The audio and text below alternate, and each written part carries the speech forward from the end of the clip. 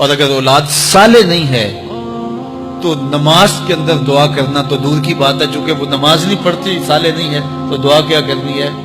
ایسی اولادوں کو بھی میں جانتا ہوں جنہوں نے اپنی سکی ماں کا جنازہ نہیں پڑھا، سکے باپ کا جنازہ نہیں پڑھا۔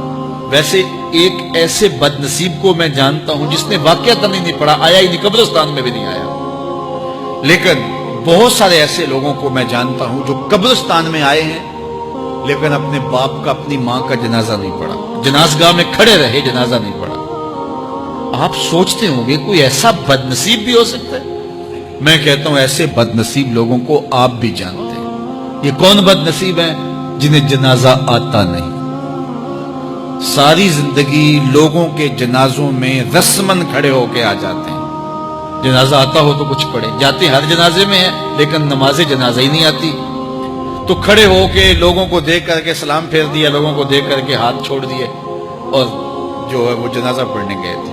اور جب اپنے ماں باپ فوت ہو جاتے ہیں تو کیا سارے کام چھوڑ کے جنازہ سیکھتے ہیں کہ ساری زندگی لوگوں سے فراڈ کیا، دھوکہ کیا، آج اپنی سکی ماں کو دھوکہ تو نہ دوں، آج اپنے سکے باپ سے تو فراڈ نہ کروں۔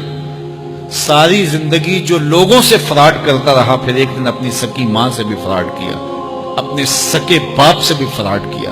اور مجھے بتاؤ شخص سے بڑا کوئی بدبخت ہو سکتا ہے کہ جو اپنی سکی ماں سے فراڈ کرے اور وہ بھی مرنے کے بعد؟ سکے باپ سے فراڈ کرے، اس کی لاش پڑی ہوئی ہو اور وہ اس سے فراڈ اور دھوکہ کر رہا ہو، اگر اس کے اندر ضمیر ہو تو ڈوب کے مر جاتا کہ میں اپنی ماں سے فراڈ کر رہا ہوں اور اپنے باپ سے فراڈ کر رہا ہوں۔ تو یہ کتنی بڑی بد نصیبی ہے کسی اولاد کی اور کسی ماں باپ کی بھی کہ اس کی اولاد بھی اس کے لیے جنازہ پڑھنے کی صلاحیت نہیں رکھتی ہے۔ اور وہ کتنے خوش نصیب ماں باپ ہیں جن کا جنازہ خود اولاد پڑھاتی ہے۔ اتنی صلاحیت اور اس قدر اللہ نے ان کو خیر کی توفیق دی ہے کہ وہ خود اس قابل ہے اور اس منصب پہ ہے کہ وہ اپنے ماں باپ کا خود جنازہ پڑھائے۔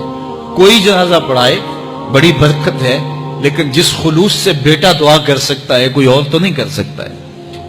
تو اپنی اولادوں کو نماز جنازہ سکھاؤ، اپنی اولادوں کو دین سکھاؤ، یہ عادی بن جائے نماز کے، تاکہ بعد از انتقال دعاؤں کے سلسلے جاری رہیں۔ جو شخص روزانہ اپنے والدین کے لیے مغفرت کی دعا مانگے، والدین زندہ ہوں تب بھی، فوت ہو گئے ہوں تب بھی، علماء فرماتے ہیں ساری زندگی اس کے رزق میں بے برکتی نہیں آ سکتی۔ تو اپنے ماں باپ کو خوش رکھیے گا اگر زندہ ہیں تو، اور اگر فوت ہو گئے ہیں تو ان کے لیے دعاؤں کا سلسلہ کبھی بھی موقوف نہ ہونے دیجیے گا۔ پانچ گانا نمازوں میں تو دعا چلتی ہی رہتی ہے، اس کے علاوہ بھی دعا مانگے۔ اللہ آپ کو، مجھے، سب کو اپنی رحمتوں کے سائے میں رکھے، ہم سب کے ماں باپ کی مغفرت فرمائے۔